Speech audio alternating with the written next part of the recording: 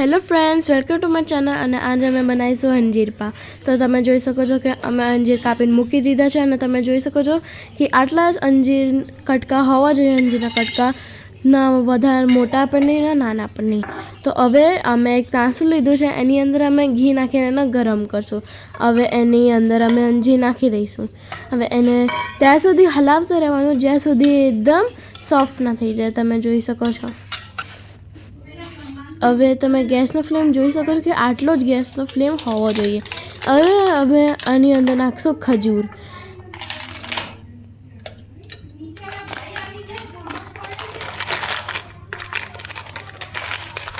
હવે એને સારી રીતે હલાવી લેવાનું છે. તમે ક્વોન્ટિટી હિસાબથી નાખજો, કેમ કે થોડી ક્વોન્ટિટી વધારે એટલે મેં થોડું વધારે નાખ્યું છે અને તમે ઓછી હોય તો ઓછું પણ નાખી શકો છો.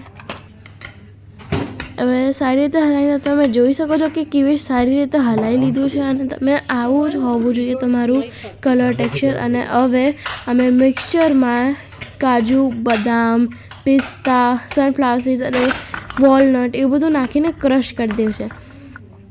હવે જે અમે ક્રશ કર્યું હતું એ અંજીર અને ખજૂરમાં નાખી દેવાનું છે અને સારી રીતે હલાવી લેવાનું છે.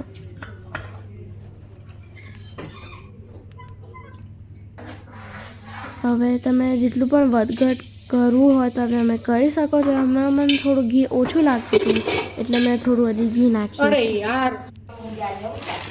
હવે થોડો સ્વાદ માટે અમે કોપરા નાખ્યું છે અને તમે કોપરા પણ ક્વોન્ટિટી હિસાબથી નાખજો, કેમ કે આમાં મારી થોડી ક્વોન્ટિટી વધારે છે તો મેં થોડું વધારે કોપરા નાખ્યું છે. હવે એને સારી રીતે હલાવી લેશો અને તમે ગેસનો ફ્લેમ જોઈ શકો છો કે આટલો ગેસનો ફ્લેમ હોવો જોઈએ. હવે એને તમે જોઈ શકો છો કે સારી રીતે હલાવી લીધું છે.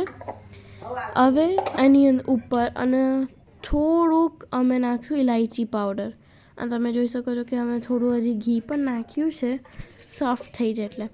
હવે અમારું થઈ ગયું છે એટલે અમે એક પતીલામાં કાઢી દઈશું આને સારી રીતે. અને તમે જોઈ શકો છો કેટલું સારી રીતે બની ગયું છે અમારું. અને હવે અમે ઠંડુ થવામાં મૂકી દઈશું અને પછી આપણે એના લાડુ બનાવી દઈશું.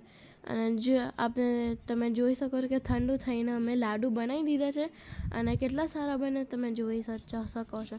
તો અગર તમને આ વિડીયોનો પસંદ આવ્યો હોય તો લાઈક, શેર અને કમેન્ટ જરૂર કરજો અને સબસ્ક્રાઈબ કરવું ના ભૂલતા. અને આજ માટે બાય.